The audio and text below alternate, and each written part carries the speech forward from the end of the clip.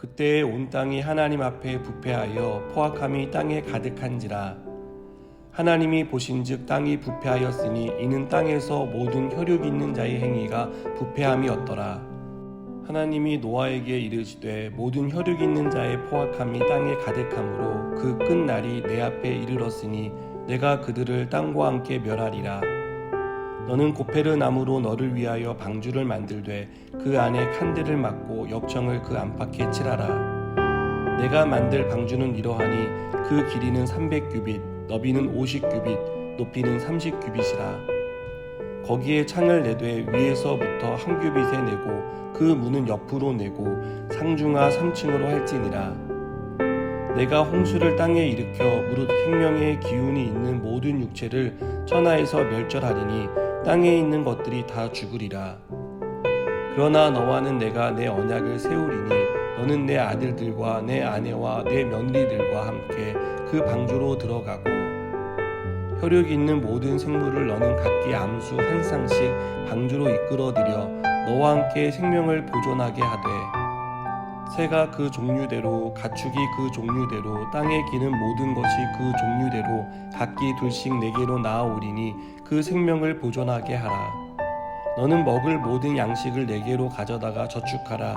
이것이 너와 그들의 먹을거리가 되리라.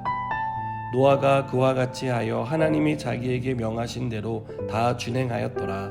아멘. 성경은 하나님을 오래 참는 분이라고 설명합니다.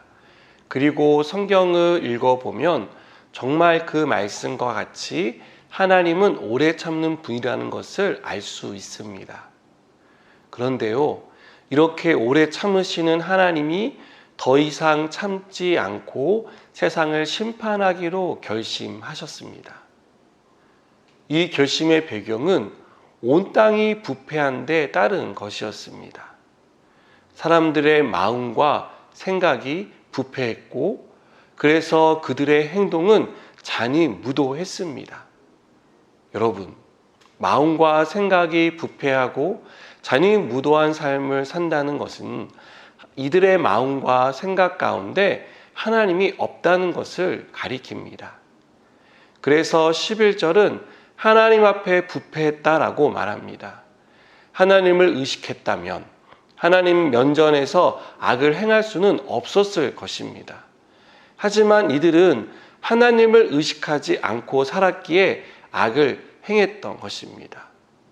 문제는 이러한 생각이 소수의 몇 사람을 빼놓고 대다수의 사람들에게 있었다는 것입니다.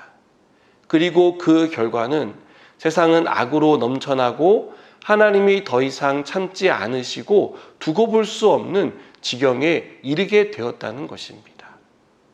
이때 하나님은 노아를 부르십니다. 노아에게 지금의 상황이 어떤지 그리고 하나님이 앞으로 어떻게 하고 싶은지를 설명합니다. 그리고 노아에게 방주를 지으라고 명령하십니다. 하나님은 세상을 심판할 계획을 가지고 있었습니다.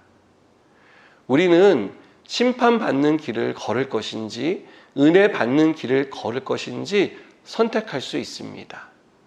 심판과 은혜를 가르는 기준은 하나님을 의식하며 사느냐의 여부에 달려 있습니다. 하나님을 의식하는 사람은 심판의 길이 아닌 은혜의 길을 선택할 것입니다. 그러나 하나님을 의식하지 않는 사람은 죄된 본성을 따라 심판받는 길을 선택할 것입니다. 이들은 심판이 있다는 사실도 의식하지 못한 채 잘못된 길을 걷게 될 것입니다. 저는 우리가 항상 하나님 앞에 있다는 사실을 의식하고 사는 사람이 되길 바랍니다. 그래서 우리의 마음과 생각, 우리의 행위가 하나님이 보실 때 어떤지를 돌아보는 사람이 되었으면 좋겠습니다.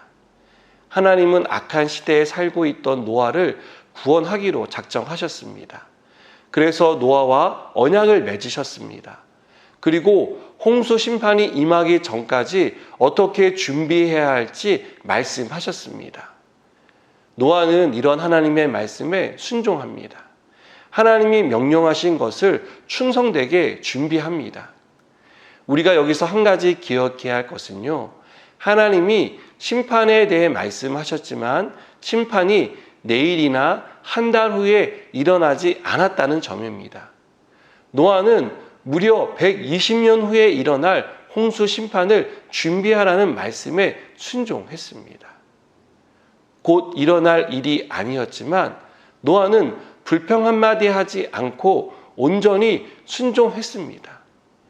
여러분, 우리가 하나님 앞에 어떤 태도를 보여야 하는지에 대해서 노아는 그의 삶으로 우리에게 증거합니다. 우리 역시 하나님의 말씀을 준행하는 삶을 살아야 합니다. 하나님이 말씀하신 것을 하나도 빠짐없이 다 행했던 노아처럼 우리도 하나님의 말씀에 전적으로 또 온전히 순종하는 사람이 되기를 바랍니다.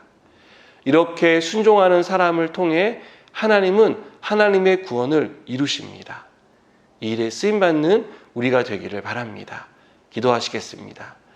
하나님, 오늘도 하나님의 말씀 앞에 순종했던 노아처럼 하나님이 말씀하신 것을 다 행했던 노아처럼 우리도 하나님의 말씀에 준행하는 삶을 살게 하여 주시옵소서.